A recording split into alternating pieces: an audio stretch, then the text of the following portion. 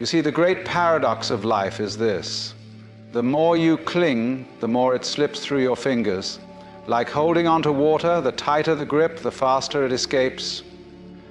And so I invite you today to loosen your hold, to relax into the rhythm of existence, to truly enjoy your life, and part of that, perhaps surprisingly, means beginning to detach from others, not in bitterness, not in coldness, but in a gentle understanding of the nature of things. Let us explore this through, from the very beginning, almost without noticing, we fall into the habit of sculpting ourselves to fit into molds that were never ours to begin with. It's subtle at first. Maybe we laugh a bit louder to match the group. Maybe we hide certain thoughts because we're afraid they'll be misunderstood. We learn to present versions of ourselves carefully crafted to win approval, affection, or simply a sense of belonging. But as the years go by, we forget where the performance ends and where we actually begin. And so, we become masters of adaptation. We wear different masks for different faces. At work, we play the competent professional. At home, the dutiful child or the responsible parent. Among friends, we might be the entertainer or the listener, or the one who always has it together. But deep inside, there is often a small, nagging awareness that none of these roles are quite real. They're convenient, useful, expected, but are they truly us? The great irony of it all is that while we exhaust ourselves trying to meet everyone's expectations, no one really knows who we are. They only know the mask we've been showing them. And after a while, even we forget what's behind it. We become strangers to ourselves, living according to scripts written by other people's desires, fears, and projections. But here's the beautiful truth. There's absolutely nothing you need to be for anyone else. No image to maintain, no identity to defend. The pressure you've been feeling to perform, to impress, to be enough in the eyes of others, none of that is necessary. In fact, the moment you stop trying to live up to someone else's idea of who you should be, you begin to discover the effortless joy of simply being as you are. And don't misunderstand me. This isn't about being rebellious for the sake of rebellion. It's not about pushing people away or defiantly rejecting every opinion. It's far simpler, far gentler than that. It's about dropping the tension in your shoulders, releasing the tight grip around your identity, taking a deep breath and realizing that no one is actually watching as closely as you thought. Everyone is far too busy worrying about themselves to be analyzing you as much as you feared. So why not relax? Why not let go of the exhausting game of impressions and just show up exactly as you are, however that happens to be today? Maybe you're quiet, maybe you're messy, maybe you don't have all the answers, maybe you're still figuring it out, and that's perfectly fine. More than fine. It's honest, it's real, and funny enough, the world responds to that kind of authenticity in the most unexpected ways.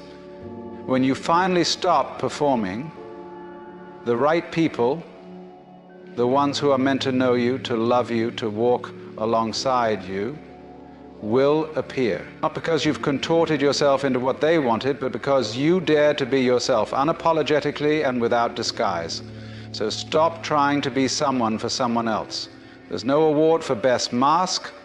There's no prize waiting at the end of this for who was the most pleasing or agreeable. There is only the quiet, steady peace of being at home in your own skin. And once you have that, you won't feel the need to impress anyone ever again. You'll just be. And that will be more than enough. One of the greatest sources of our suffering is the way we try to make things last forever. We meet people, we build connections, we share beautiful moments, and somewhere along the way we convince ourselves that this must never end, that the friendship must always stay as close as it is now, that the love must remain just as intense, just as passionate, that the people we cherish will always be there, always understand us, always move in perfect rhythm with our lives. But if you take even a brief glance at the nature of things, you'll see that nothing in this world holds still. Everything moves, everything shifts, everything changes, and relationships are no exception. People come and go. They drift in at unexpected times and drift away just the same. Some stay longer than others. Some leave quietly, barely noticed, while others depart like storms, turning everything upside down. But no matter how they leave or why, the truth remains. Nothing is permanent. This is not meant to be a sad realization, though at first it may feel like one. In fact, it's quite liberating, because the moment you stop expecting every relationship to be a lifetime guarantee, you begin to appreciate them for what they really are, passing seasons. Just like the spring comes to warm the earth after winter, and summer arrives to brighten the skies, so too do people enter your life to play their part in your story. Some are brief, like autumn breezes, some steady, like long winters, but none are meant to stay forever. They are moments, experiences, teachers, mirrors. The real trouble begins when we try to chain these seasons to us. We attempt to hold on to someone because we're afraid of what life will feel like without them. We tighten our grasp on a connection that was only meant to last for a certain chapter of our lives. But have you ever tried holding on to the wind? The more you close your fist around it, the more it slips through your fingers. The same is true of people. Love turns into possession. Friendship becomes obligation. And soon what was once light and joyful begins to feel heavy and strained. But you see, people were never meant to be owned. They aren't ours to keep. They are fellow travelers on the road. Some will walk beside you for many miles, others only for a few steps. Some will teach you great lessons. Some will bring laughter. Some will break your heart wide open and force you to grow in ways you didn't expect. And that's the beauty of it. We don't get to decide who stays or who goes. We only get to experience them while they are here. So let them be like the seasons. Welcome them when they come. Soak up the joy of their presence. Learn what they have to offer. Love them as fully as you can without clinging, without the secret hope of making the moment last forever. And when it's time for them to go, whether in distance or in heart, let them. Wish them well. Let the autumn leaves fall. Let the winter snow melt, because just as surely as one season ends, another will come. This understanding frees you, it frees others too. It allows everyone to breathe. You no longer hold people hostage in your expectations. You no longer feel betrayed by the natural ebb and flow of life. You become someone who can love deeply without needing to possess. Someone who can say goodbye without resentment.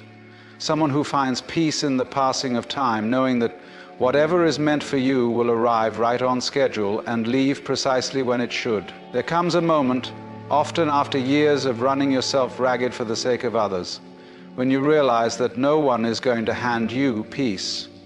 No one is going to carve out a quiet, sacred space for you to rest in. In fact, most of the time, the world will keep asking more of you. More attention, more energy, more sacrifice, and for a while you will keep giving it. You will stay up late answering messages you didn't have the energy to read. You'll bend yourself into shapes you were never meant to fit just to keep everyone else comfortable. You'll say yes when you wanted to say no, and you'll smile while quietly drowning. But there is a limit to how long you can abandon yourself. Sooner or later, something inside begins to whisper that enough is enough. You begin to see how fragile your well-being is when it's left at the mercy of everyone else's needs. You start to recognize that no matter how much you love someone, no matter how much they mean to you, if you hand them the keys to your peace, they will drive it wherever suits them, and it will rarely lead you home. So you learn, slowly at first, to pull back, to listen to that quiet, inner voice you've ignored for too long, the one that knows when you're tired, when you're overwhelmed, when you're compromising parts of yourself just to keep the peace around you, all while losing the peace within you. And when you finally listen, you realize that your peace must come first, not because you're selfish, not because you're cruel or uncaring, but because without it you have nothing real to give anyone else. We've been sold this idea that martyrdom is somehow noble, that to constantly pour yourself out for others, to ignore your own needs for the sake of being good, is the highest form of love. But what happens when your cup is empty? What happens when you've given so much that there's nothing left of you? Love becomes resentment. Kindness turns to exhaustion. presence becomes a performance. When you prioritize your peace, the world doesn't always applaud you. Some may call you distant or difficult. They may not understand why you've stopped replying so quickly, why you need space, why you're no longer available to solve problems that were never yours to carry in the first place, but that's all right. Let them misunderstand. Because the alternative is to lose yourself entirely in the noise of everyone else's chaos. And here's the surprising thing. When you begin to put your peace first, life becomes simpler. You stop rushing into every conflict to mediate. You stop inserting yourself into every crisis. You stop believing that you're responsible for holding the entire structure together. The weight of the world slides off your shoulders and you realize it was never yours to bear. Instead, you begin choosing things that nourish you. The quiet moments, the honest conversations, the spaces where you don't have to pretend. You start saying no more often. You start guarding your time like the precious, irreplaceable resource it is. You find joy in solitude, in nature, in stillness. And from that place of calm, you can finally return to others, not as a frantic, depleted version of yourself trying to keep them happy, but as someone who has already found happiness within and can now share it freely. So remember this, your peace is not a luxury. It's not something to seek out when everything else is done. It is the foundation. It is the starting point. Without it, you will lose yourself in the endless demands of a world that will always want more. But with it, you become steady, unshaken, whole. There's a strange habit we all seem to share. We cling. We grip tightly to the way we think things should be, to the outcomes we believe we deserve, to the people we imagine must behave a certain way for us to feel secure. We plan, we predict, we strategize, and all the while there's this constant underlying tension, this exhausting effort to keep everything and everyone in perfect order. But the truth is, the more you try to control life, the more chaotic it feels. It's like standing in the middle of a river, arms outstretched, trying to hold back the current. The water pushes, it rushes, it swirls around you, and no matter how strong you think you are, eventually the force becomes too much, and that's when the suffering begins. Not because life is cruel or because people are impossible, but because you believed it was your job to manage it all. You believed that if you just tried hard enough, you could keep people from leaving, you could prevent things from going wrong, you could ensure that everything unfolded exactly as you imagined it should. And yet, if you look back, hasn't life already proven to you again and again that it's never been in your control? Think of all the moments you thought you had a perfect plan, only to watch it dissolve before your eyes. The people you were certain would stay forever who drifted away, the job that felt so secure until it wasn't, the days you thought you could predict only to be interrupted by the unexpected. And yet here you are, still standing, still breathing, still moving forward despite it all. So what if, instead of constantly tightening your grip, you simply let go? Not in defeat, not in despair, but in trust. Trust that the river of life knows where it's going, even when you do not. Trust that you don't need to control every twist and turn for things to unfold exactly as they are meant to. When you release control, you begin to notice how much easier it is to breathe. You stop micromanaging the behaviors of others. You stop rehearsing conversations in your head. You stop obsessing over how to keep things from falling apart. Instead, you realize they were never truly together in the way you imagined. Everything has always been shifting, changing, evolving, just as it's supposed to. People will do what people will do. Situations will rise and fall like waves. Emotions will come and go like passing weather. None of these are yours to restrain. And the more you try to hold them still, the more you suffer, because clinging is resistance, and resistance is the root of so much unnecessary pain. Letting go doesn't mean you stop caring. It doesn't mean you become passive or indifferent. It means you release the illusion that you were ever meant to manage all of this in the first place. It means you stop trying to force your will on a world that was never designed to be controlled. Instead, you become part of the flow. You respond to life as it happens rather than as you wished it would happen. You start to see that freedom is not about getting everything to match your expectations. Freedom is the absence of that exhausting expectation altogether. And what a beautiful thing that is, to finally wake up each day without the weight of needing to keep it all together, to meet each person, each moment without the silent demand that they meet your needs perfectly, to allow things to unfold and to greet whatever comes with curiosity instead of fear, because once you truly let go, you discover that life has been carrying you all along. You were never the one holding it together. You were the one being held. And all the effort, all the struggle, all the control you thought was necessary, it was only keeping you from experiencing the quiet, effortless peace that was already available in the surrender. We spend so much of our lives weighed down, carrying burdens we were never meant to hold. We take on the expectations of others. We cling to old mistakes like badges of shame.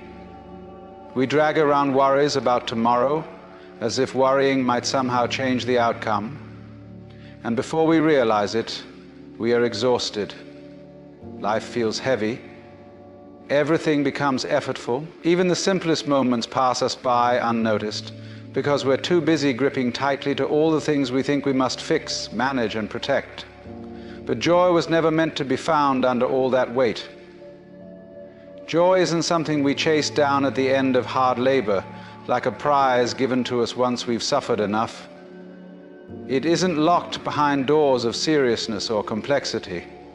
Joy, real joy, is waiting right here, quietly, patiently, underneath all that we pile on top of ourselves. It comes the moment we choose to live lightly.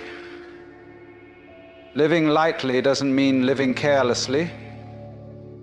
It doesn't mean you stop caring about others or abandon your responsibilities. It means you stop gripping so hard. It means you release the belief that the world will collapse if you stop controlling every little thing.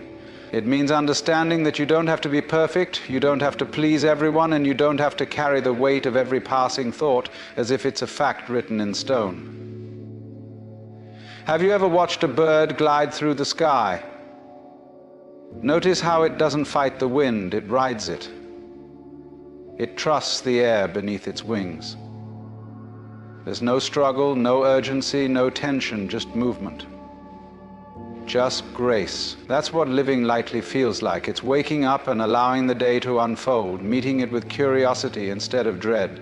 It's laughing at the absurdity of things you once thought were so serious. It's stepping outside of your own mental maze long enough to realize none of the walls were ever really there. You see, we have this tendency to believe that if we take life seriously enough, we'll somehow protect ourselves from harm, as if stress were a shield and anxiety a form of preparation. But has it ever worked? Has the endless overthinking ever truly made you happier? Has the constant tension in your chest ever brought you peace? The answer, of course, is no, it never has, and it never will, because joy cannot be held in clenched fists.